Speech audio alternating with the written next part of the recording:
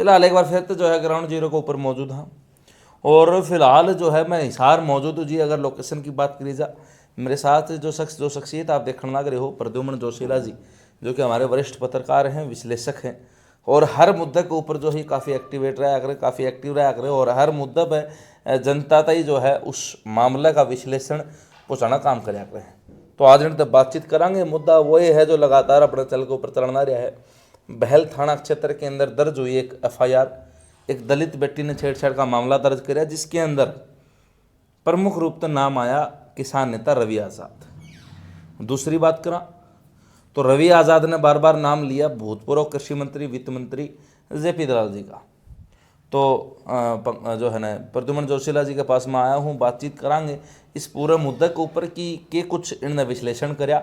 और 8 तारीख का मामला तो लेके कल परसों जो है न्याय की हिरासत के अंदर रवि आज़ाद जी जा चुके हैं। तो पूरा मामला क्या था, पहले तो प्रद्युम्न जोशीला जी राम राम। राम राम, सभी दर्शकों को भी नमस्कार, राम राम जी। ठीक ठाक सब बहुत बढ़िया, आप बताओ। तो ये पूरा मामला की बात करा तो कि कुछ आपका समझ में आया कि आपका विश्लेषण है इस मामले में देख के?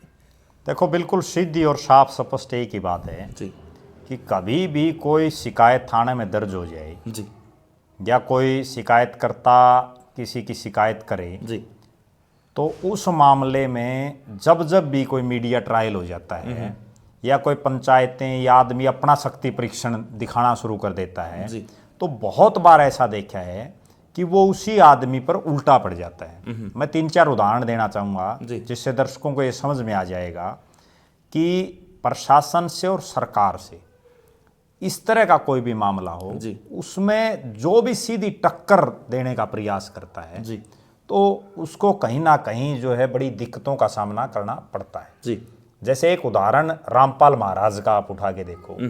रामपाल महाराज का जो बरवाड़ा में आश्रम था, उसमें हजारों हजार उसने अपने अनुयायी इकट्ठे हो गए थे उनके जी और बाद में आज देखो कितने साल से जेल में है। ठीक है, सरकार और प्रशासन के सामने अगर कोई आदमी यूं सोचे कि मैं चैलेंज कर देता हूं जी तो कोई कितना ही बड़ा ताकतवर हो, जो है लास्ट में उसको कानून के सामने जो है सरेंडर करना पड़ता है, नहीं तो कानून गिरफ्तार भी कर लेते हैं जी कानूनन। दूसरा मामला राम रहीम के मामले में आप देखो किस तरह से पंचकुला में उस दिन कितने लोग इकट्ठे हुए और उसके बाद आखिरकार क्या हुआ, कितने दिन से वो जेल में है।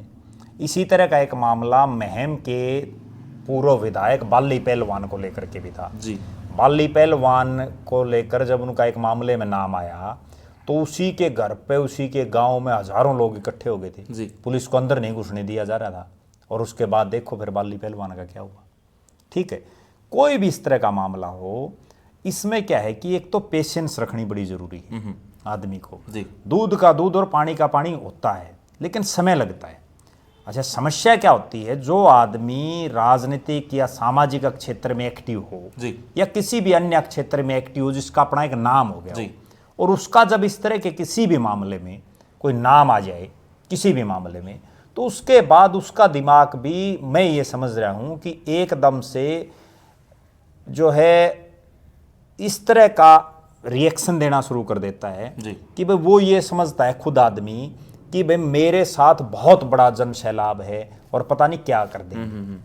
लेकिन हकीकत में होना क्या चाहिए, इस तरह के मामलों में आदमी को पेशेंस रख के, और जो है जो सरकारी एजेंसीज हैं या पुलिस है, प्रशासन है, जो भी उसको बुलाए, उनको जा करके अपनी बात रखनी चाहिए। लेकिन भारत में समस्या क्या है बहुत बड़ी, जी वो ये है कि यहाँ कोई आदमी मान लो किसी का नाम आ गया और उसको गिरफ्तार भी कर लिया, गिरफ्तार करने के बाद अदालतों में लंबा समय चला जाता है जी और उसके बाद क्या पता वो बाइज्जत बरी हो जाए, लेकिन उसका जो इतना बड़ा ओरा था किसी आदमी का, वो तो जीरो हो गया ना मामला। वो बाद में वो चीजें नहीं आ सकती।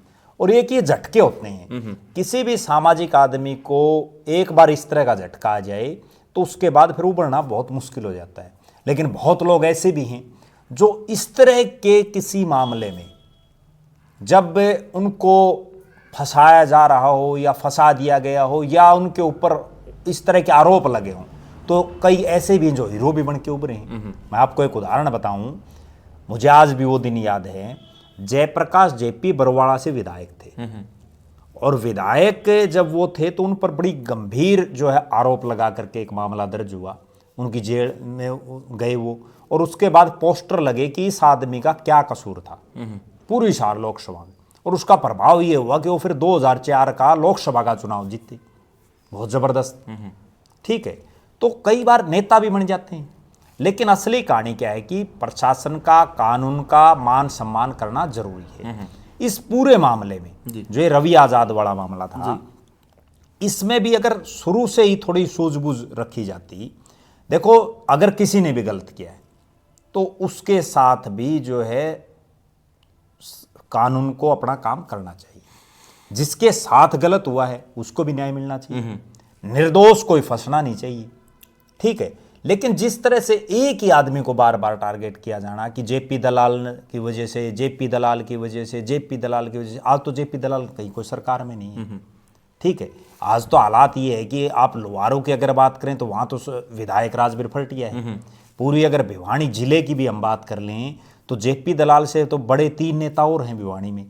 किरण चौधरी राज्यसभा की सांसद हैं, उनकी बेटी श्रुति चौधरी हरियाणा में मंत्री हैं, चौधरी धर्मवीर सिंह भिवानी महेंद्रगढ़ से तीसरी बार के सांसद हैं। जेपी दलाल तो कुछ भी नहीं है। दूसरी बात मैं ये समझ पा रहा हूँ कि अगर जेपी दलाल का इतना बड़ा ही रोल हो और वो इतना बड़ा आदमी हो कि वो किसी को भी फंसवा दे, तो फिर वो ये पंचायत करने की फुर्सत थोड़ी मिलती। ठीक है ना। हाँ ठीक है, राजनीतिक आदमी का मैं ये मानता हूं कि इस मामले से जोड़ के नहीं बताता मैं, लेकिन वैसे कोई भी राजनीतिक आदमी हो, कई बार वो किसी एक पक्ष का के लिए फोन कर भी देते हैं, बहुत बार हमने देखा है। ठीक है, लेकिन उसका मतलब वो फोन करते हैं तब भी ये कहते हैं, मैंने बहुत बार देखा है कि भाई जायज होना चाहिए, निर्दोष कोई फंसना नहीं चाहिए, दोषी कोई बचना नहीं चाहिए। लेकिन इस मामले में जिस तरह से, एक तो ये जो सोशल मीडिया का आज के दिन जमाना है ना, इसमें आजकल क्या हो गया, हर आदमी छोटी छोटी घटना कोई भी हो उसी पर लाइव आ जाना। ठीक है, छोटा कुछ हुआ तुरंत पोस्ट डालना। ये मामला बिगड़ा कहाँ से? जब वो सोशल मीडिया पर शुरुआत कहाँ से हुई, इस तरह की पोस्टें डली कि रवि आजाद की गाड़ी का एक्सीडेंट हो गया, सकुशल है, फलां है, दिकड़ा है, इस तरह की पोस्टें चली जी, उसी से तो सारा मामला हुआ। वरना तो अगर ये शिकायत, जो शिकायतकर्ताओं ने शिकायत दी, उसके बाद रवि आजाद को जाकर के अपना पक्ष थाने में रखना चाहिए था, पंचायत करने की बजाय। सबसे जरूरी तो ये है ना कि आप उनकी सेटिस्फेक्शन करो। और अगर आप पाक-साफ है कोई भी आदमी, और इतना बड़ा पंचायती जो लोगों में फैसले सुलझाता है, यही बात है। ठीक है, बड़े बड़े आंदोलनों में गए, वो खुद जिसने शिकायत दर्ज की उन्हीं के घर चला जाए, बताओ भाई मेरा क्या कसूर है? पंचायती आदमी जा तो सकता है भाई, अकेला ना जाओ, 10 आदमियां लेके चला जाए। लेकिन उस समय आदमी की कई बार सोचन शक्ति, मेरा ये भी मानना है कि कई बार आदमी सोच भी नहीं पाता एकदम से ऐसी चीजें जो मतलब आदमी ने कभी ये सोचा ही नहीं हो भाई ये चीज हो सकती है, और वो एकदम ना आन पड़े। जोशीला साहब, 8 तारीख का मामला जी, एफआईआर दर्ज जो है, एक तो है नो ने, जो पिकअप ड्राइवर था उसने करी, उसने बाद में अपनी एफआईआर वापस ले ली। फिर मुकदमा दर्ज हो 12 तारीख में, तो बीच में 3-4 दिन का मौका था, तो उस दौरान जो आपको वह चीज पॉसिबल थी कि नहीं, पंचायत बाद में की गई। पंचायतियों का क्या काम होता है? असली काम पंचायतियों का ये है कि सुलझाना, न्याय देना। ठीक है, गलत किसी के साथ ना हो। लेकिन आज समस्या क्या हो रही है, आज बहुत जगह हम देखते हैं, मैं भी बहुत सी पंचायतों में चला जाता हूँ, पंचायती भी जो उसको बुलाता है ना, बहुत ऐसे पंचायती उसी का पक्ष लेते हैं, हक की बात कोई करता ही नहीं। तो उड़त तो इसीलिए लोगों का पंचायतों से विश्वास उठना शुरू हो गया। अब वो तो देखो, सतगामा पंचायत थी, शोरान खाप उड़े थी, सांगवान खाप के प्रधान उड़े थे, चडूणी साहब आ रहे थे, इतने बड़े बड़े दिग्गज नेता उस पंचायत में शामिल थे, और उनका फैसला मतलब पूर्णतः ये था कि भाई रवि आजाद 100% निर्दोष है इस मामले में। तो आप कितना इत्तेफाक उस बात तरह? देखो ऐसा है, वो निर्दोष है नहीं है, पहली बात तो जो है ना, कानून अदालत ये बताएगी कि भाई वो निर्दोष है नहीं है। ठीक है, वो तो दर्ज हो चुका है, अब वो जो न्यायिक हिरासत में चला गया। पंचायती कितने किलकी मारे जाओ, किम में फैसला सुना दो, आप जिन लोगों ने वो फैसला सुनाया, क्या उन्होंने उस दूसरे पक्ष से बात करी जिन्होंने मुकदमा दर्ज करा? क्या उन्होंने पंचायती फैसला सुनाने से पहले जिन पुलिस वालों ने वो मुकदमा दर्ज कराया, जो इसका आईओ जो इन्वेस्टिगेशन कर रहे हैं, उनसे कोई बात करी? भाई आप बताओ भाई इसमें कोई है क्या इन्वॉल्वमेंट? कम से कम एक ही पक्ष की एक आदमी जो सरेआम ये कह रहा है भाई मैं निर्दोष हूँ, कह रहे हैं, आंसू भी बहा रहे हैं। जी कोई भी आदमी खुद ये कभी नहीं कहता लगभग कि भाई मन ने यू कांड कर दिया, नहीं कहता ना शुरू पहले झटके में। हर आदमी ये कहता कोई कितना बड़ा चोर हो, कोई कितना बड़ा, कोई कुछ भी हो, तो एकदम तो कोई नहीं मानता। अब मान लो उन्होंने ये कहा कि भाई मैं निर्दोष हूँ, लेकिन पंचायतियों का भी तो ये फर्ज है ना कि वो उसकी तहकीकात में तो जाते। एक मामला जो इतने दिन से चल रहा, पुलिस उसकी इन्वेस्टिगेशन कर रही, वो जब किसी उस पर नहीं पहुंच पाई और पंचायतियों ने तुरंत 1 मिनट में कर दिया।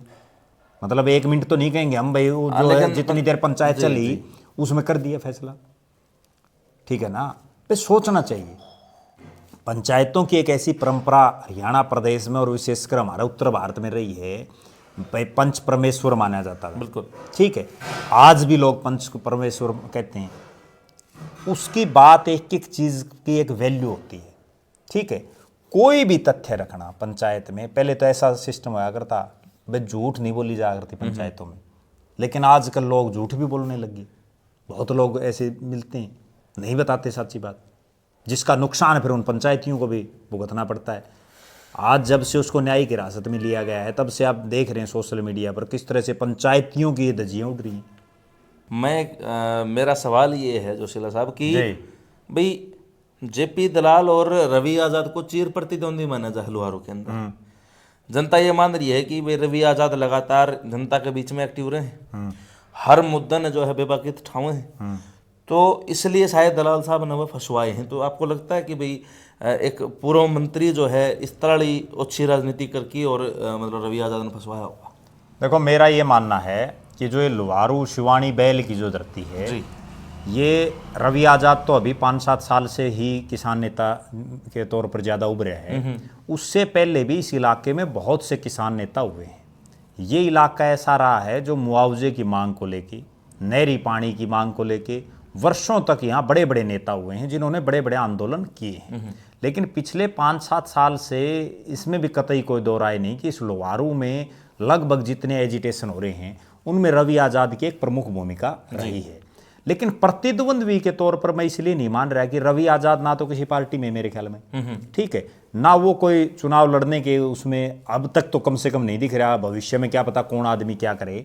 और जेपी दलाल तो यहाँ लगातार जो है पिछले 4 चुनाव लड़ चुके हैं लगातार, ठीक है। और इस पूरे लुहारू में अभी आज की सीन में अगर देखें लगातार 4 चुनाव लड़ने वाला जेपी दलाल इकलौता नेता है, ठीक है।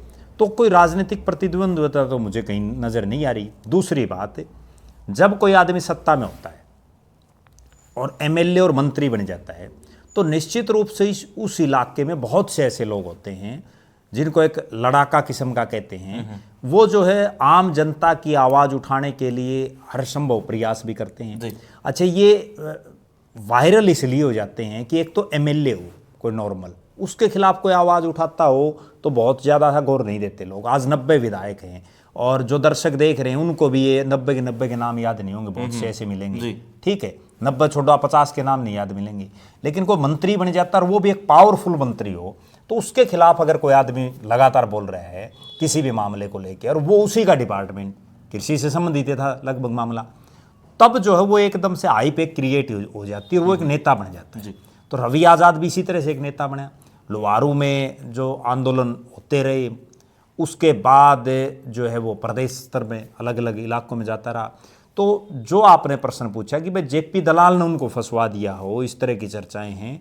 मेरा निजी रूप से ये मानना है कि कोई भी शख्स जो राजनीति करता है और जो आज किसी पद पर नहीं हो, भाई उसको भी शायद संभवतः इतनी बड़ी ताकत उसके पास नहीं होती कि वो किसी आदमी को यूं ही किसी को फंसवा दे। मेरा निजी रूप से ये मानना है।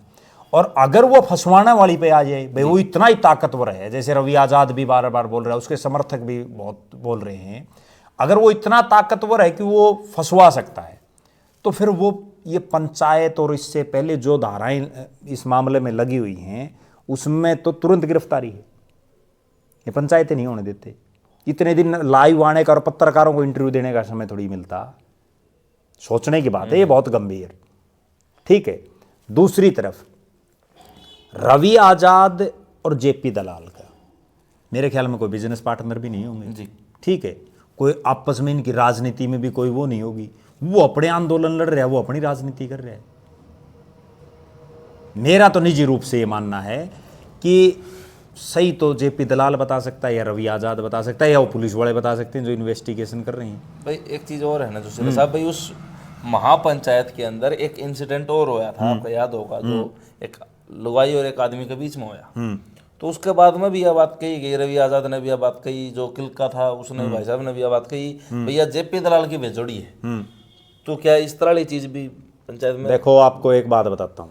पहली बात तो कोई भी पंचायत हो, उसमें जो आदमी आता है उसमें एक तो यूं नहीं है भाई कोई यूं नोटेड हो भाई ये आदमी पंचायत में आएंगे। वो तो जब सतगामा की पंचायत थी और उसमें सतगामा से बाहर के भी बहुत लोग थे, ठीक है ना। दूसरी बात, वो जो महिला आई हुई थी और जो वीडियो वायरल है उसमें बिल्कुल स्पष्ट चीज़ दिख रही है कि वो ओका पीने के लिए जो है आंगन बढ़ा है, और उस टाइम पर उनका आपस में विवाद हो, वो तुरंत भी समाधान हो सकता था उसी समय। सिर्फ इतना ही तो कहना था भाई कोई बात नहीं, उन पंचायतिया ने वह ओका पियो था, होगी वे गलती, ठीक है। उस महिला को भी मेरा ये मानना है कि एकदम से इतना उत्तेजित नहीं होना चाहिए था। मतलब जिस ढंग से वो एकदम से हुई ना जी, तुरंत, और बहुत ज्यादा फिर वो एपिसोड उसकी तो किसी ने सुनी ही नहीं, सुननी तो उसकी भी चाहिए थी। असली पंचायती कौन होते हैं? एक बहुत बड़ी बात मैं बताऊं, जो आदमी इतने गंभीर आरोप लगा रखेंगे किसी शिकायतकर्ता ने और उसका फैसला करने के लिए बैठे हैं, वो पंचायती ये जो एक महिला का और जो एक पूर्व जिला पार्षद सुरेंद्र किलका, उनका जो ये आपस में था मामला, इसी का फैसला नहीं करवा पाए वहां। उसके बाद मैं सुन रहा था उन्होंने क्या बोला, भाई इसकी जो एफआईआर कटवाना, यही बोले ना जी। वहां तो एफआईआर कटवाने की बात कर रहे हैं, और वहां जिस शख्स ने एफआईआर, जिन्होंने एफआईआर कटवा रखी है, उसमें वो पंचायती खुद फैसला दे रहे हैं। आपस में अंतर्द्वंद्व है ना दोनों बातों में। अगर वो इतने बड़े पंचायती थे, पहले तो वो उस मामले का जो पंचायत में उसी का कर लेते जी। अच्छा एक बात और है, बार बार जेपी दलाल ने भेज रखे हैं, जेपी दलाल ने भेज रखे हैं, जेपी दलाल ने, इस तरह की बातें चल रही हैं। भाई जेपी दलाल इतना कितना बड़ा आदमी हो गया, ये पंचायती जेपी दलाल तभी तो पूछ सकते हैं, ये नहीं पूछ सकते। अगर ये वास्तव में पंचायती हैं और वास्तव में ये न्याय दिलाना चाहते हैं, ये जेपी दलाल से सीधी बात क्यों नहीं करते? ये दलाल साहब आपके ऊपर ये उंगली उठ रही हैं, आप बताओ। अपना आप दूध का दूध पानी का पानी हो जाएगा, मतलब कोई भी चीज हो जाए। अब वो उस महिला को भी बोले जेपी दलाल ने भेज दिया। अगर उस पंचायत में 10 आदमी और मान लो बोल पड़ते, को प्रश्न पूछ लेते, तो क्या वो भी जेपी दलाल ने भेज रखे थे? मैंने जो शुरू में एक बात कही कि पंचायतियों का आज के दिन सिस्टम ये हो गया, जो जिसको बुलाता ना लगभग उसी के पक्ष में बोलते हैं, क्रॉस क्वेश्चन तो कोई करता ही नहीं। जबकि होना ये चाहिए कि वो न्याय की मूर्ति हैं एक तरह से, ठीक है ना, उनको हक की बात रखनी चाहिए। और उन पंचायतियों को भाई बाद में करांगे, बाकी तो पहले तो ये जो मामला है इसी को देखेंगे।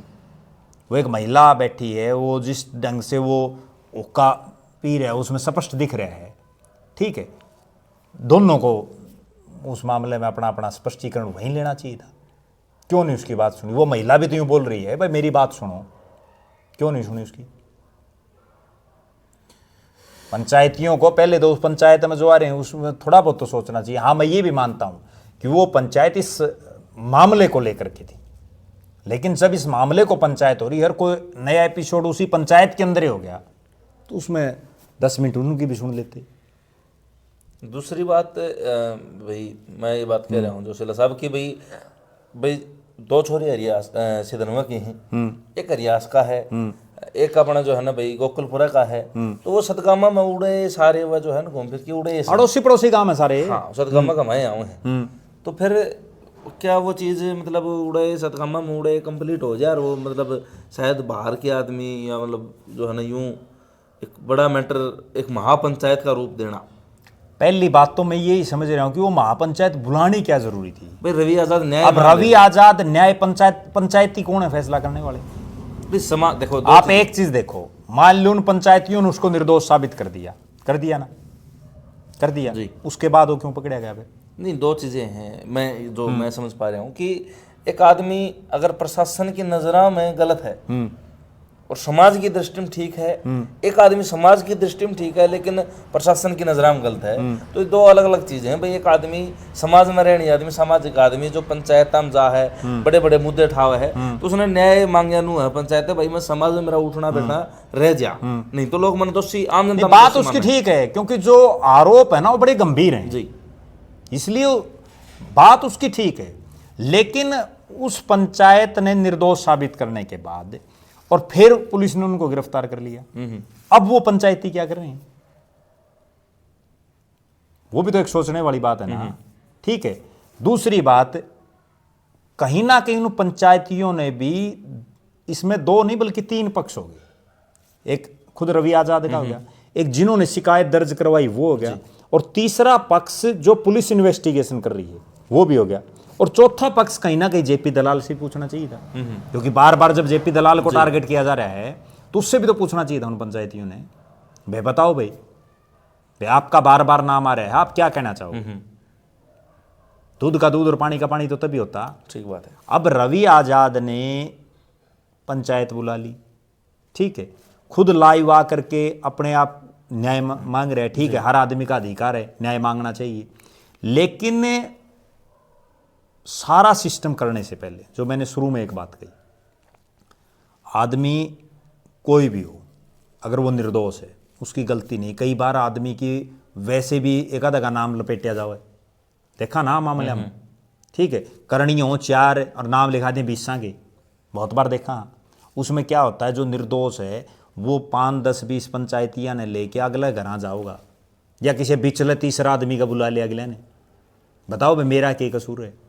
वह बात आपकी ठीक है, लेकिन एक मामला, एक चीज और जो इसमें एक दूसरी विचारधारा ले वहाँ, तो भाई कहीं ना कहीं के बार उसका नु मनमंडर हो रवि आजाद के भाई, तो अगर अगला घर ही जागा, तीसरा बिचला आदमी का चले जाए भाई आप मान लो थर्ड पर्सन का बुला लिया, तो भाई तर्क करे यो केस दर्ज हो जाए या चोरी वाले नू कहने लग जाए हमारे ऊपर दबाव गिर है, हमारे गरीब मतलब जो ना सामाजिक रूप से दबाव गिर है, तो वो चीज भी तो सोचनी नहीं। बात आपकी ठीक है, अगर दूसरे एंगल से देखा आप जो बोल रहे हो वह भी ठीक है भाई। आदमी ने जब उसका मान लो गंभीर आरोपों में नाम है और फिर अगला कर रहे हैं, बात आपकी भी जायज है, लेकिन मेरा कहने का अभिप्राय ये है कि वो महापंचायत करने से पहले जो 20-30 उस इलाके के प्रबुद्ध से लोग थे उनको बुला करके उनके बीच में अपनी बात वो रख सके था, ठीक है। एक खास बात और होती है, कोई यहाँ यूं नहीं है भाई कोई 50 किलोमीटर दूर का आदमी है, अड़ोसी पड़ोसी गांव गुआंड में आदमी का यूं बता देते हैं भाई ये कैसा आदमी है, नहीं बता देते हो तो बताओ, ठीक है। और जो आदमी सारा दिन खुद पंचायत में जाता हो, जो खुद फैसले करता हो, जो इतने बड़े आंदोलन लड़ रहा है, उसको कम से कम सूझबूझ अपना करके शुरू में 20-30 आदमी या 5, 10, 20 जो प्रबुद्ध लोग हैं उनसे बात करनी चाहिए थी। हो सकता उन्होंने करी भी हो, क्या पता सिरे ना चढ़ी हो, इस बात का ना मन ने पता ना आपने पता, ये तो उस रवि आजाद ने पता या उन पंचायतियों ने, लेकिन इसका एक सिस्टम होना चाहिए था। और दूसरा, जो पीड़ित पक्ष है जिसने FIR दर्ज करवाई है, उनसे भी कम से कम बात करनी चाहिए थी। हमने बहुत ऐसे भी मामले देखे हैं भाई, पुलिस केस हो जाओ हैं उसके बाद भी समझौते हों, अब भाई जो मन में खटास है वो मर्डर तक के भी समझौते हुए हैं, बहुत बार हुए हैं। लेकिन एक तोड़ियापन जो बोलते हैं ना, तोड़पन, वो तोड़पन भी कई बार सेज जाता है। एक चीज और है इस मामले में, अगर अभी बात करा तो लोग अपने अपने राय दे हैं। जिस तरह मैं लगातार इस मुद्दे जुड़ रहा हूँ, तो सवाल आवे हैं कि भाई लड़की के पिताजी का यो कहना है, जिस तरह कल एक फोन आया भाई ने सवाल नजीकते भी, आप बैठो अगली बार चर्चा हो तो पूछियो कि भाई उसमें लड़की के पिताजी ने कहा भाई रात ने लड़की बाथरूम वगैरह के लिए जो है निकली थी करते बारे, तो उन्होंने वो क्यों निकली रात ने, ठीक है। दूसरा भाई वह लड़के उसे टाइम जो है ना गाड़ी लेके उड़ा आगे, तो यह चीज़ ने का हजम को नहीं हुई। तो उस चीज़ ने आप किस तरह देखो कि रात ने क्या हम घर से बाहर मतलब नहीं निकल सकते भाई? देखो ऐसा है, हर आदमी स्वतंत्र है, निकलने तो निकले भी हैं, सारे निकले हैं, लेकिन कई बार वो कोइंसिडेंस भी बन जाता है और अब उनकी कोई बात हुई है नहीं हुई, वो तो जब पुलिस कॉल डिटेल निकालेगी तो अपना आप सारा क्लियर हो जाएगा। लेकिन 1 मिनट में तो किसी को दोषी और किसी को निर्दोष नहीं साबित किया जा सकता ना। ठीक बात है। वो तो इन्वेस्टिगेशन का मतलब क्या है? इन्वेस्टिगेशन का मतलब तो यही है ना, वो जांच तो करेंगे भाई उनके आपस में कोई बात हो रही है, वो आपस में सहमति है नहीं है, वो तो पुलिस जब इन्वेस्टिगेशन करेगी तभी पता चलेगा। और जब पुलिस इन्वेस्टिगेशन करेगी उसके बाद जब मामला अदालत में जाएगा तो फिर अदालत फैसला करेगी, उससे पहले तो कोई कुछ कह ही नहीं सकता। एक लड़की आड़ा का सवाल और था। वो लड़की का भाई था, चाचा था, पता नहीं, उसे दिन हुए थे। तो उसने कही थी भाई हमारा पंचायत में, महापंचायत में हमारी पहचान उजागर करी गई, पॉस्को एक्ट लाग रहा है, नाबालिग लड़की, कुंवारी लड़की, तो उस पर भी उनकी जो है एक नकारात्मक प्रतिक्रिया। नहीं करनी चाहिए पहचान उजागर, वो तो नेचुरल बात है, वो तो कर भी नहीं सकते, नहीं करनी चाहिए। लेकिन समस्या तो वही हो रही है ना कि जो चीज़ एकदम से जो तावड़ापन में सारा सिस्टम कराया है, ठीक है, कई बार उस समय आदमी का दिमाग नहीं काम करता, हो सकता उनकी मनसा ना आ रही हो, लेकिन फिर भी बोल पड़ते हैं। अब जैसे पंचायतों में एक सिस्टम होता है भाई, आपस में जब एक आदमी बोलता है तो दूसरा कोई नहीं बोलना चाहिए, होता है ना। लेकिन बहुत बार हम ये देखते हैं कि कई आदमी जो उतावड़ेपन वाले होते हैं, वो कोई बोल रहा है फिर बीच में बोल पड़े, उसको कई बार दबड़का भी जाता है पंचायतों में, भाई तू मत बोलता ना, बेरा नहीं है। पंचायतों में ताड़ी बजा दी जाती है, बजा दी जाती ना, किलकी मार देते हैं कई बार, जबकि वो नहीं होनी चाहिए। तो कई बार कई चीज़ें ऐसी हैं जो आदमी ना चाहते हुए भी हो जाती हैं। एक चिट्ठी पढ़ने वाला भी जिक्र आया, आप भी एक खाप में शामिल हो, दून को था आपका। तो एक वकील साहब थे, वो बोले भाई चिट्ठी पढ़ी जाया कर पंचायत में, तो ये थोड़ा आउट ऑफ सिलेबस चीज थी, तो इसके बारे में नहीं, इसमें कई बातें हो रही हैं। पहली बात तो ये है कि भाई अगर ये सतगामा की ये पंचायत थी तो फिर इसमें सतगामा के लोग होने चाहिए थे, अगर पंचायत ही सतगामा की थी, ठीक है भाई। बाहर के हम देख रहे हैं भाई, गुरनाम सिंह चढ़ूनी बताओ कौन सी सतगामा में है, ये सोमवीर सांगवान जो फैसला सुना रहे थे वो कौन सी सतगामा में है, विकास सिस्सर है वो कौन सी सतगामा में है, नहीं है ना, ठीक है। दूसरी बात, अगर वो सतगामा से और आगे बढ़ के, ठीक है, बावनी या कोई पूरी लुहारू हल्के की अलग अलग, क्योंकि आजकल खापें भी इसी हो रही हैं कि खापा भी कई के चौधरी हो रहे हैं, एक एक खाप में 2-2 4-4 पे प्रधान हो रहे हैं, इसे भी सिस्टम हो रहे हैं। वो पहले परंपरा अब नहीं रही है, तो परंपरा समय के अनुसार बदलती रहती हैं। अब इसमें ये अब तक समझ ही नहीं आ रहा कि भाई ये पंचायत वास्तव में अगर सतगामा की थी तो ये दूसरे लोग कैसे थे, ठीक है। अगर ये सबकी सामूहिक थी तो फिर उसमें अलग मामला हो गया, फिर और लोग भी क्यों नहीं बुलाए, या ये लोग जो आए हुए थे ये बिना बुलाए भी आ रहे थे। कई बार पंचायत में वैसे भी आ जाते हैं लोग देखने के लिए, फिर उन्होंने ठीक भाई बैठ जाओ। अब एक आदमपुर का है कोई, वो एक दिन मेरे को मिल गया, आदमपुर के आसपास एक गांव का, वो भी जा रहा था, बताओ भाई वो सतगामा में कहाँ है, ठीक है ना। फिर माँ भाई किस लिए जा रहा था, वो मेरे को कुदरती मिल गया, बड़ा एक प्रतिष्ठित आदमी है, बोले भाई मेरे तो बोले रवि आज़ाद के साथ बोले जानकारी थी तो मैं तो इसलिए चला गया। अब ऐसे भी बहुत लोग होते हैं, क्योंकि एक वो उत्सुकता थी ना भाई, पता नहीं क्या होगा, ठीक बात है, उस उत्सुकता में चले गई। अब वो जो चिट्ठी पाड़न वाली और बहुत चीज़ें ऐसी हैं जो परंपराएं लगातार बदलती जा रही हैं। बहुत से तो ऐसे हैं जो नए नए पंचायती बन रहे हैं, उन्हें ये पता ही नहीं ये पंचायती परंपरा की है, बहुत लोग हैं ऐसे। और अब पंचायती भी ऐसे होगी, वो भी एक पक्ष को सुन के फैसला दे देते हैं बहुत बार। एसपी साहब का बयान आपने सुना होगा, पिछले दिनों आया, गिरफ्तारी तो पहले आ गया था भाई, जो है ना भाई सबूतों के साथ छेड़छाड़ का जिक्र एसपी साहब ने कराया, बहुत सारी बातें बताई और फिर उन्होंने ढकने की मतलब कि जो है कोशिश करी एसपी साहब ने। तो क्या समझ में आया आपका उनका जो बयान था कि भाई जो सबूतों के साथ छेड़छाड़ करी है, किसी ने भी छोड़ा को नहीं, तो क्या एक वो सिर्फ एक सांत्वना देना था या रियलिटी में कुछ ऐसा? देखो ऐसा है, पुलिस कोई भी काम करती है, और ये तो क्योंकि एक बहुत हाई प्रोफाइल मामला हो गया। अगर ये कोई एक आम और साधारण मामला होता ना तो एसपी प्रेस कॉन्फ्रेंस ही नहीं करता, ठीक है। लेकिन एक हाई प्रोफाइल मामला बन गया, और जब सत्ताधारी पार्टी से जुड़े हुए एक नेता का सीधे तौर पर नाम लिया जाना, ठीक है, उस नेता के समर्थकों द्वारा भी जो है बहुत सी बयानबाजी सोशल मीडिया पर चल रही है, ठीक है। बहुत क्रिटिकल कोई मामला हो जाए ना तो उसमें ही एसपी प्रेस कॉन्फ्रेंस करता है, और उसमें जिस ढंग से उन्होंने बातों को रखा, पुलिस के पास भी देखो कल कोर्ट में जाएंगे, मान लो ठीक है गिरफ्तार कर लिया 1 मिनट के लिए, कल कोर्ट में मामला जाना है, जब जाएगा तो पुलिस को वहाँ भी तो एविडेंस रखने पड़ेंगे। अगर वो एविडेंस नहीं रख पाई पुलिस वहाँ, तो फिर रवि आज़ाद के पक्ष में चला जाएगा मामला, और फिर पुलिस को दिक्कत हो जाएगी जी, ठीक है। यूँ तो फिर कोई किसी ने गिरफ्तार कर लेगा, कोई ना कोई तो एविडेंस पुलिस के पास होता है तभी तो वो गिरफ्तार करती है, नहीं तो पुलिस भी तो फंस सके है। ठीक बात। हमने बड़े बड़े पुलिस अधिकारी देखे हैं फंसते। अच्छा, दूसरी बात अभी करा तो जिस तरह एक कलंग के सरपंच साहब हैं, उनका जो है मैं पॉडकास्ट करके ले आया था, और उसमें उन्होंने सवाल उठाया कि भाई ब्रजभूषण जब मंत्री का जब नाम आया था, पहलवान बेटियां का जो मामला था, तो उसमें भाई रवि आज़ाद ने तत्काल प्रभाव से गिरफ्तारी और फांसी की मांग करी थी, और आज जब उन पर पड़ी तो उन्होंने का पंचायत करा है। तो क्या परिस्थितियां अलग अलग नहीं है ये दोनों, या सेम? देखो आप इन दोनों बता।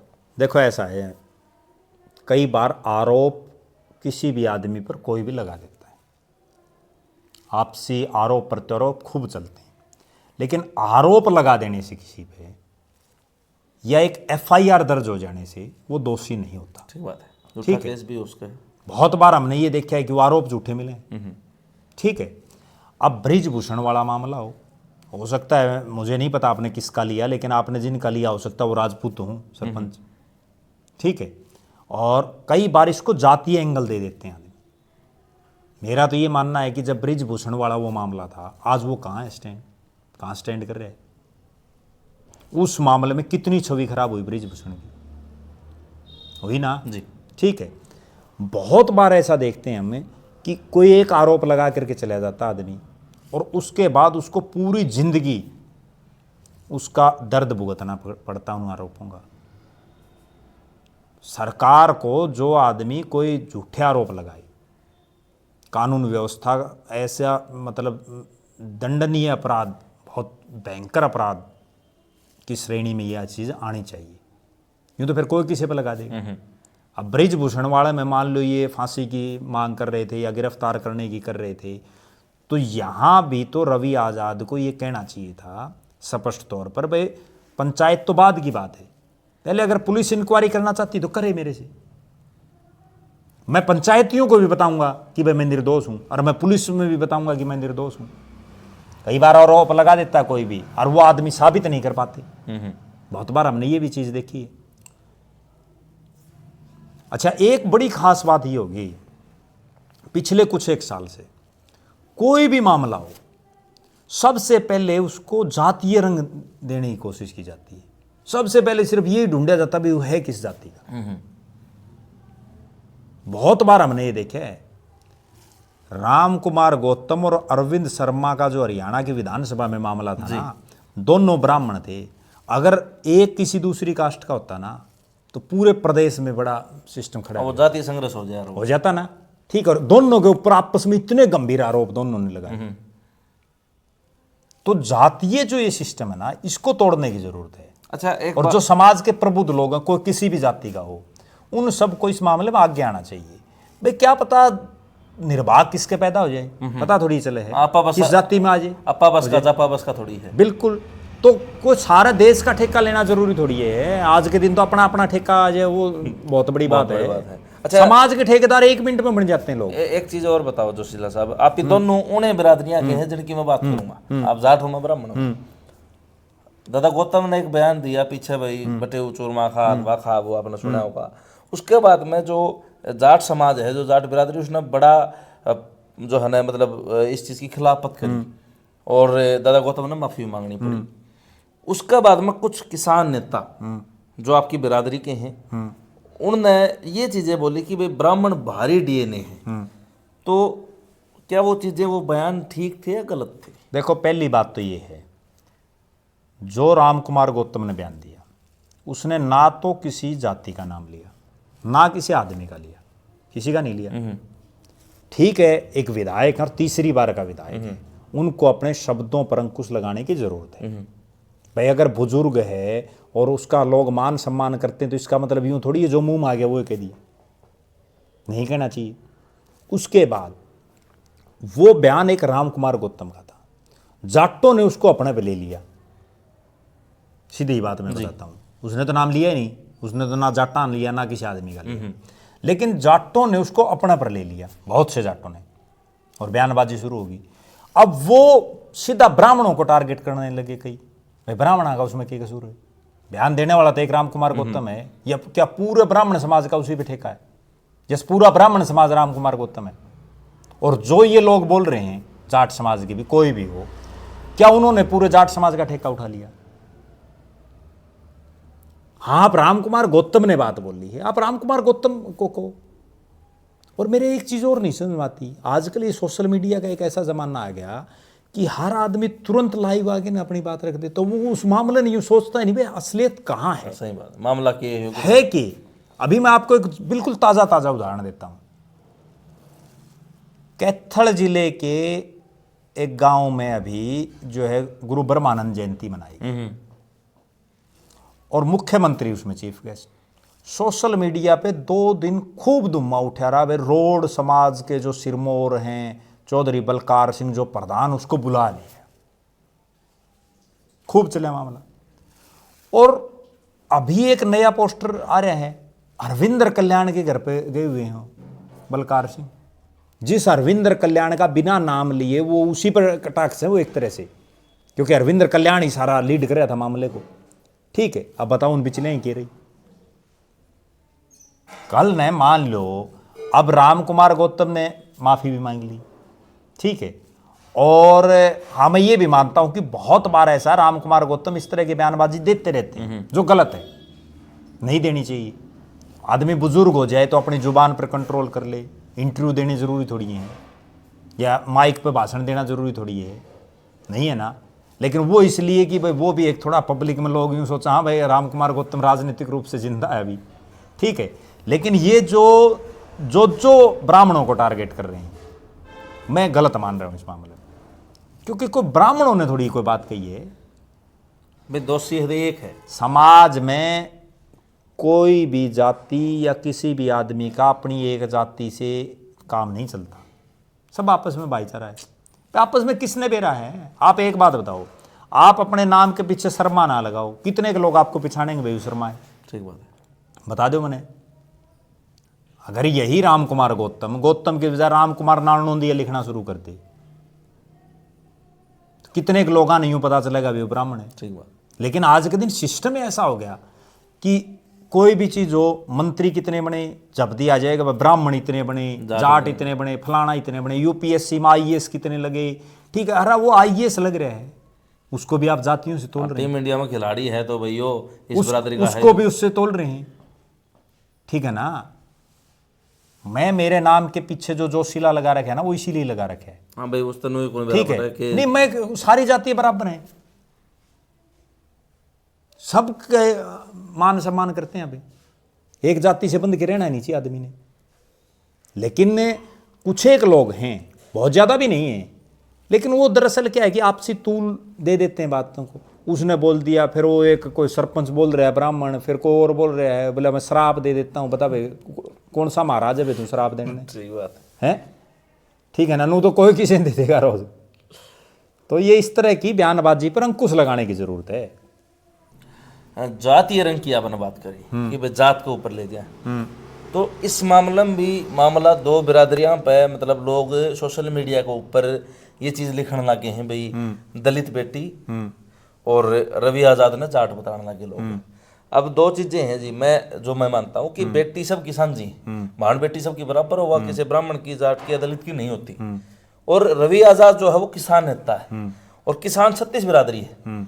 तो जो किसान हो गया, जो जमींदारा करे है, तो अगर आप और मैं दोनों जमींदार करा तो आप जाट और मैं ब्राह्मण की तरह, दोनों किसान है, तो एक बिरादरी होगी अपनी।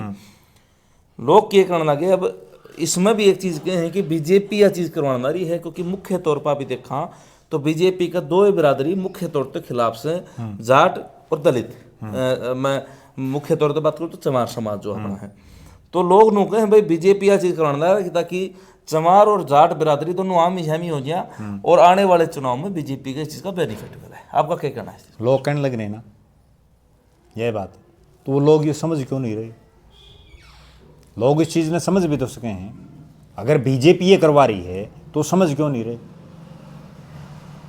आपको मैं एक उदाहरण देता हूं जी। उससे आपको समझ में आ जाएगी। बाडड़ा हल्का सबसे ज्यादा किसान बाहुल्य, हाँ जी, जाट बाहुल्य, जाट वाले। और वहां एमएलए कौन बनया? बीजेपी का बनया ना, उमेद पातुआ। जी। क्यों बनया? वो यूं थोड़ी है भाई बीजेपी ने वहां जाट नॉन जाट कर दिया या क्या कर दिया। वो इसलिए बनया कि कांग्रेस ने वहां एक ऐसे कैंडिडेट को टिकट दे दी जिसका कोई लेना देना नहीं था।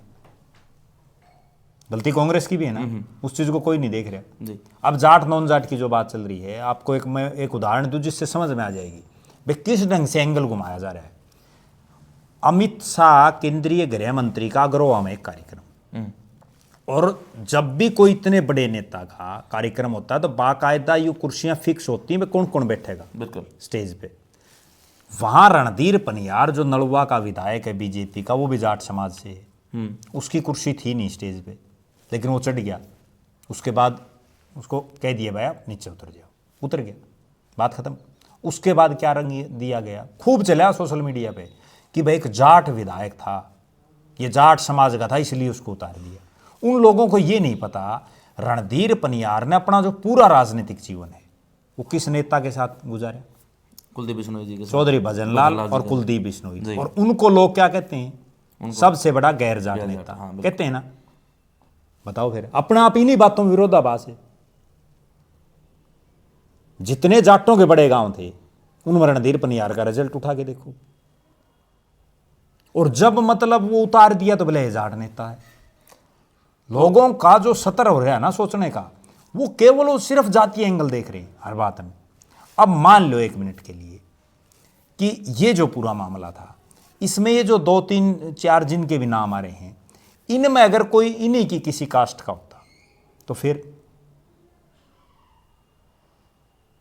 हर आदमी तुरंत जातीय रंग ढूंढ रहा है, कोई भी मामला हो। हाँ, अब ये सारे एक बिरादरी के निकल आए जितने भी हैं इस मामले में। चलो जो भी निकले आए, मतलब कोई भी मामला हो, अगर उसमें दोनों पक्ष एक ही उसके हों तो फिर क्या हो? फिर कोई कभी भी जातीय रंग नहीं देना चाहिए। गलती जिसने करी वो भुगतेगा, बात खत्म। वो किसी भी जाति का हो, जो दोषी उसको सजा मिलनी चाहिए, निर्दोष है उसको भीतर नहीं रखना चाहिए। अच्छा, एक चीज और है जो सिस्सर जो भाई साहब बोले थे, क्या नाम बताया आपने उनका? विकास सिस्सर जी। हाँ जी, विकास सिस्सर जी ने महापंचायत में एक बात धरी, भाई छोरे ले जाए किकर दौरा बूझ लो, कोई नई पुरानी बात हो।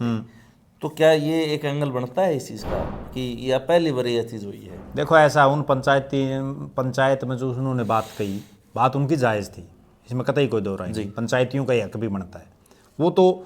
अब वो आदमी बेचारा सिस्सर से चल के उड़ उन के बरा उनके घर के ना जाना है ना जाने, वो तो वो जो उस एरिए के लोग हैं उनके घर के हैं, माँ बाप हैं, वो ही तो उनका पेटा भरेंगे। पेटा भरना मतलब क्यों है?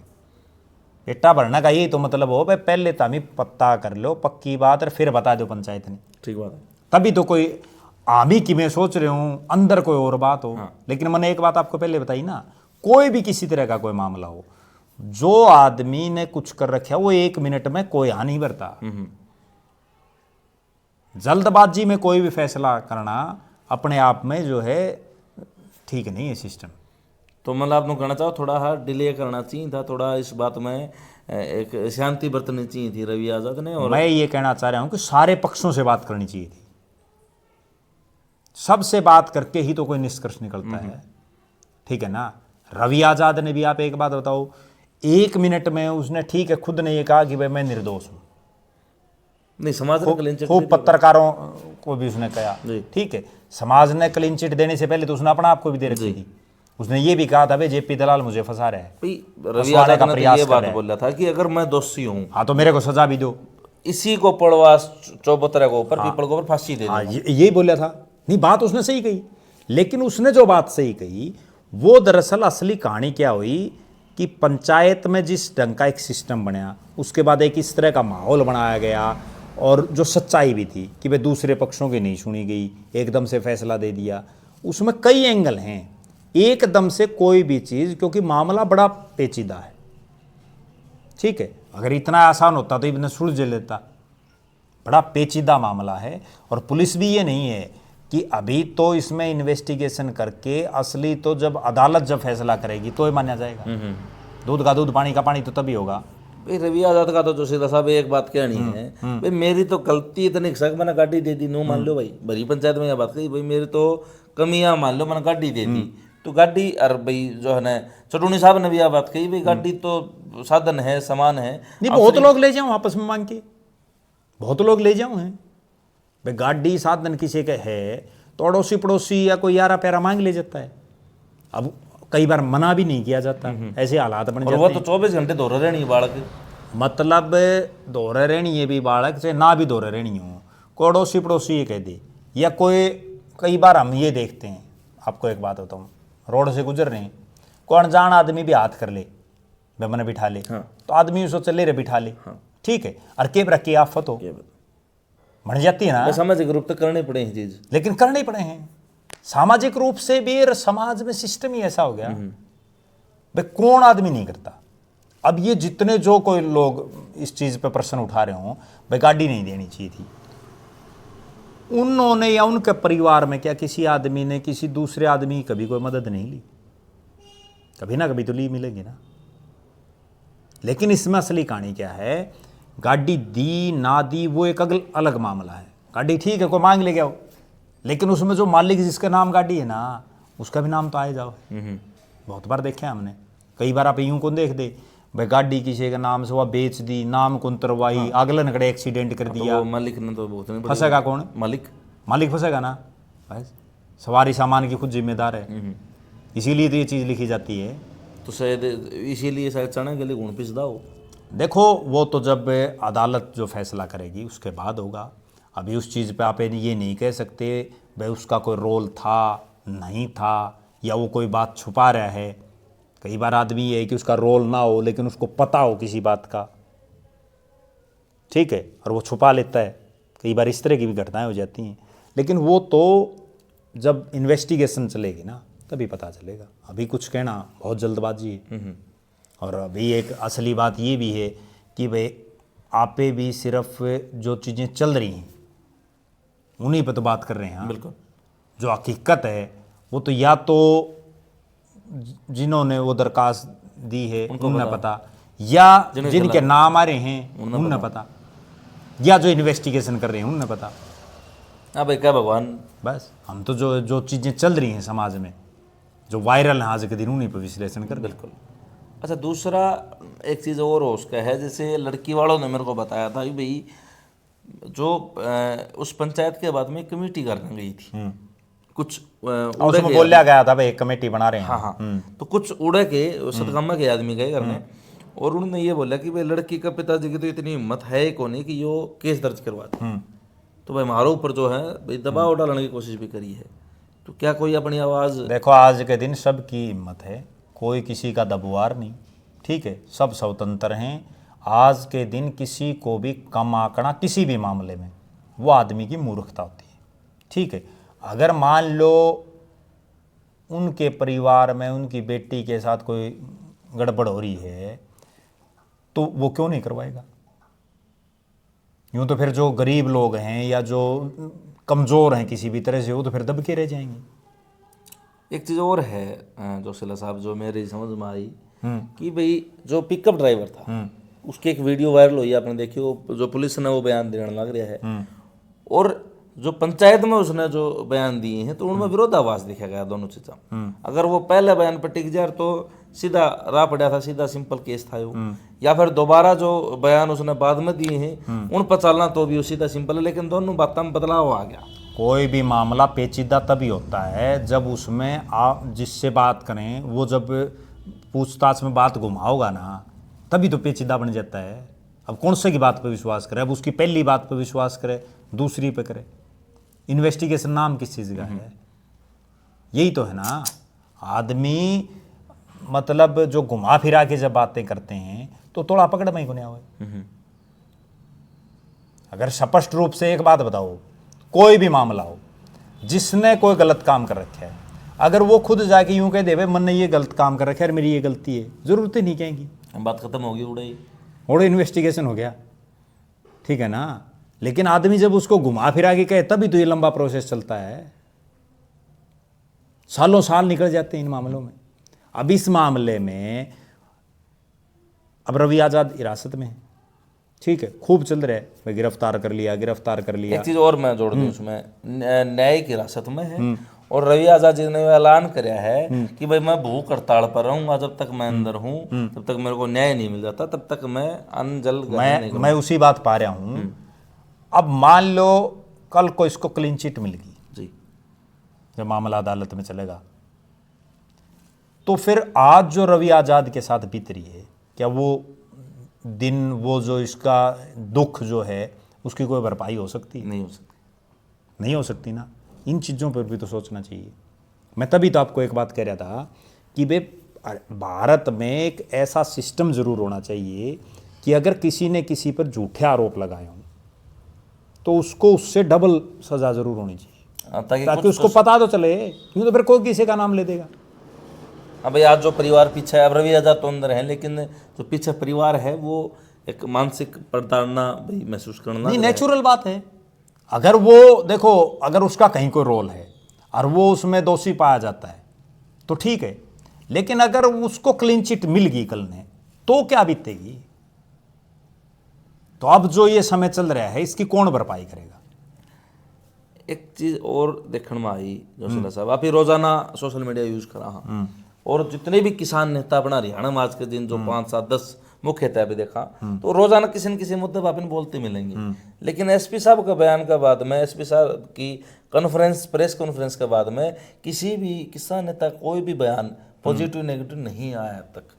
तो यो क्या कारण है, क्यों जो है समाज चुप है? देखो, पहली बात तो ये है कि कोई भी इस तरह का मामला हो जो बड़ा पेचीदा है और बड़े गंभीर आरोप हैं, तो उसमें हर आदमी एक तो बोलने से बचता है। वो महापंचायत में तो बोल रहे हैं, वो सब बोल रहे हैं, महापंचायत में बोले हैं, महापंचायत के बाद वो प्रेस कॉन्फ्रेंस होगी।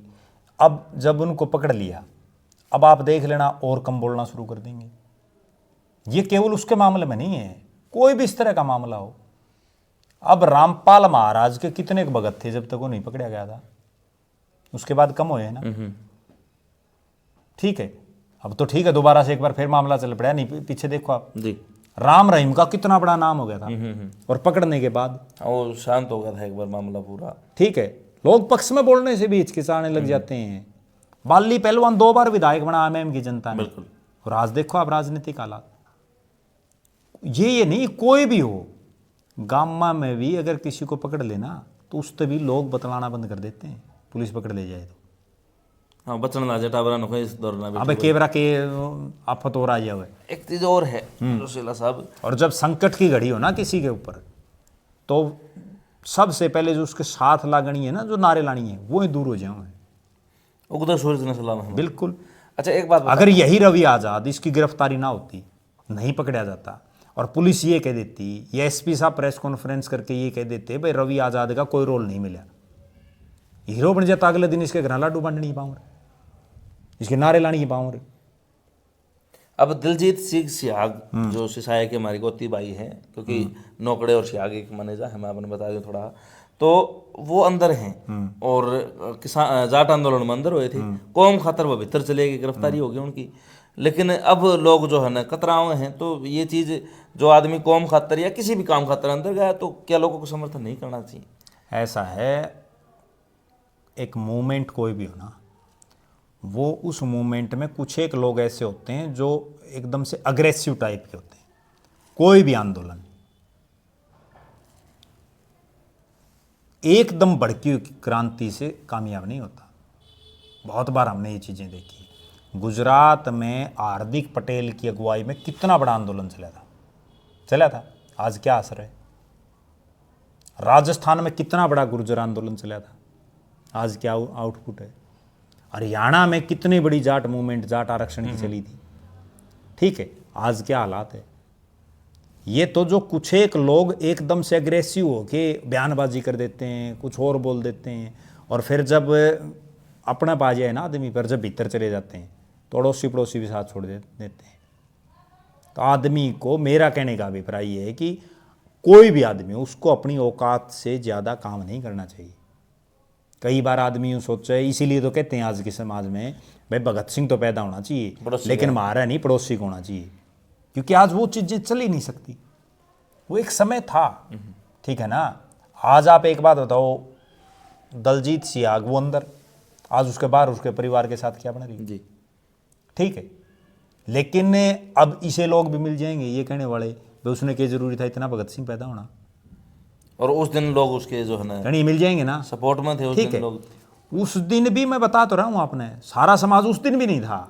नहीं उस दिन, लेकिन एक जत्था, वो कुछ एक लोग हों हैं जो एक अग्रेसिव मोड के हों ना, जो किलकम किलका रहे हैं, उसके बाद वो उसका लास्ट वाला वो तो नहीं देखते। अब जाट मूवमेंट में कितने घर बर्बाद हुए, आप ये देखो कितने लोग मारे गए, कितने लोगों में मुकदमे चल रहे हैं, आज उनका क्या हाल है। और जो उसको लीड करने वाले थे वो बता दो। यूं नहीं, आपको एक और उदाहरण दे देता हूँ मैं अपने, इससे ही आपको समझ में आ जाएगा, ज़्यादा दूर जाने की ज़रूरत नहीं है। मेरे खुद के गांव कंवारी में जब ओम प्रकाश चौटाला हरियाणा के मुख्यमंत्री थे, इंडियन नेशनल लोकदल का राज था, एक बहुत बड़ा पानी की मांग को लेकर आंदोलन चला, ठीक है। और लगभग 100-125 गांव जो आसपास के, जिसमें चाहे तुसाम का इलाका हो, चाहे उस समय का बवानी खेड़ा हो, आंसी हो, आदमपुर हो, मतलब आसपास के बहुत से गांव, वो हर रोज़ वहाँ थे। और उसके बाद जो मैंने एक बात कही ना, आदमी की औकात या शोर से ज़्यादा पाँव नहीं पसारने चाहिए कभी भी, और जिसने भी शोर से ज़्यादा पाँव बाहर पसारे हैं उसको उसका नुकसान होया गया है। मैं खुद उस चीज़ का जो है प्रत्यक्षदर्शी हूँ।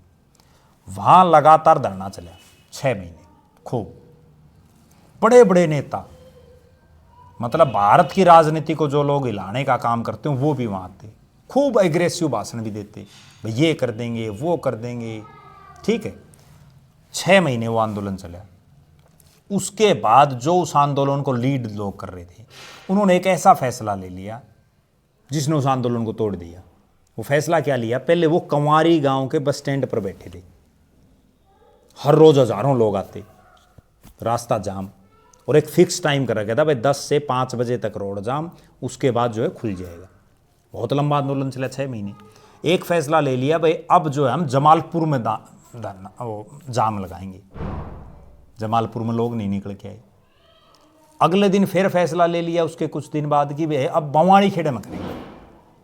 बवानी खेड़े, मुझे आज भी याद है वो मामला, बवानी खेड़े में पुलिस ने इतना लाठीचार्ज कराया, घोड़ा पुलिस तक, ठीक है।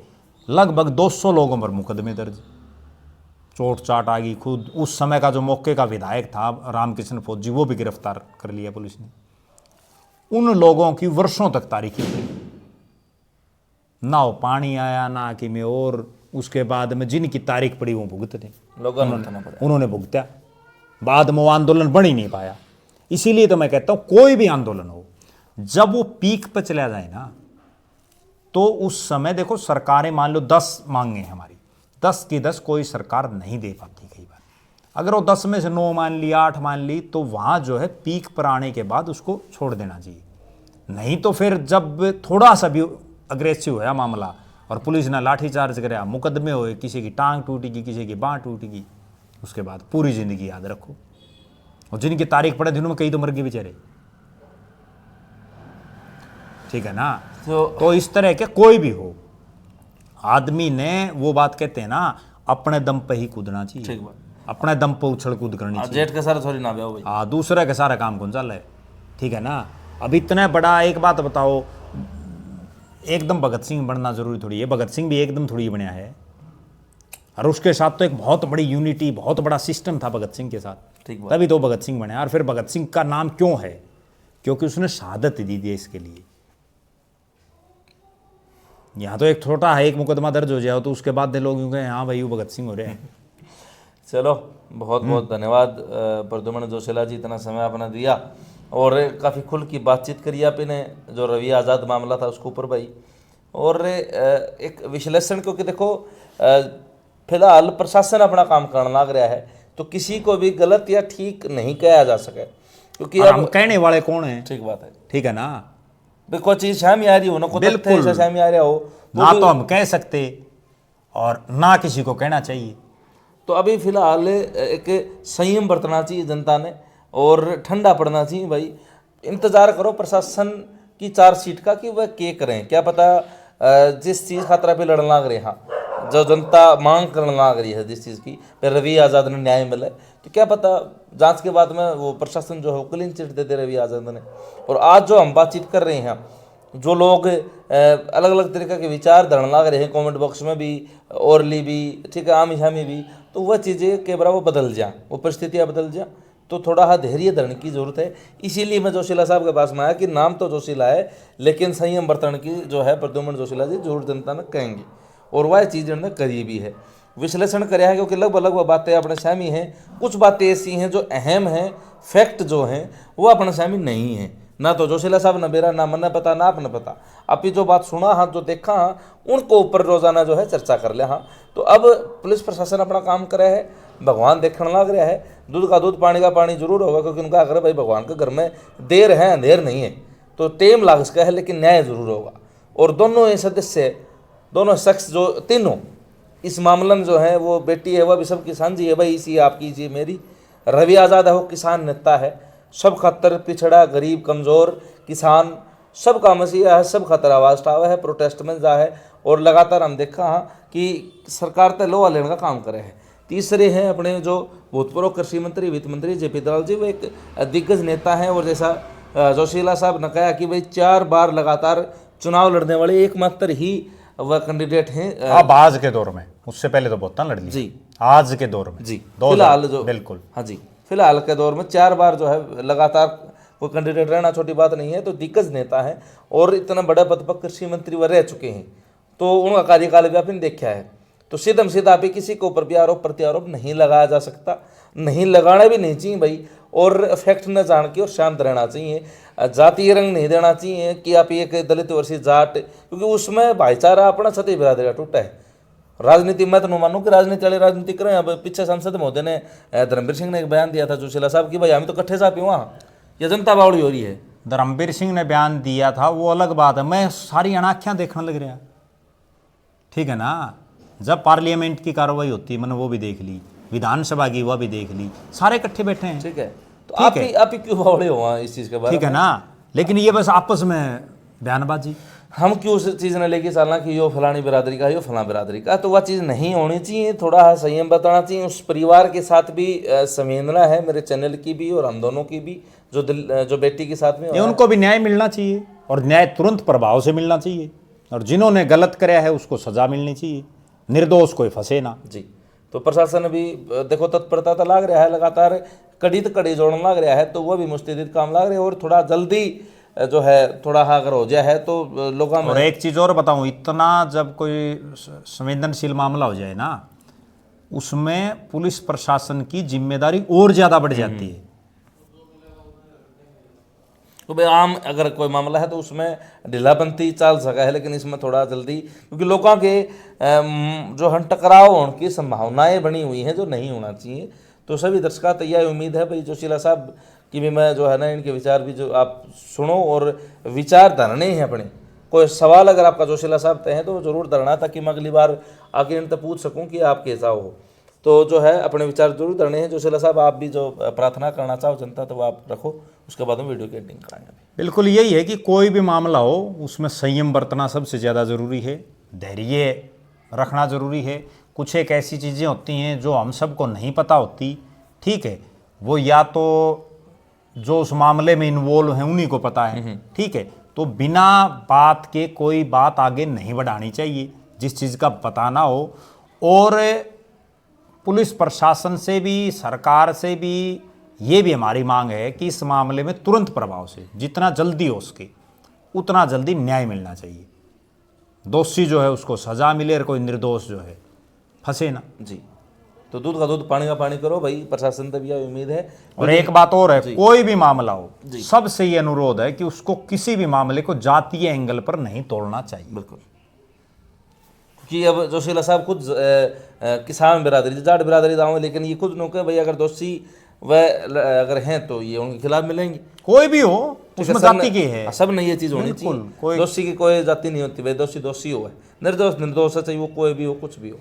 तो अपनी राय करनी है, वीडियो शेयर करनी, चैनल सब्सक्राइब करना। सारे दर्शकों से चेताई बाण बने राम राम जी।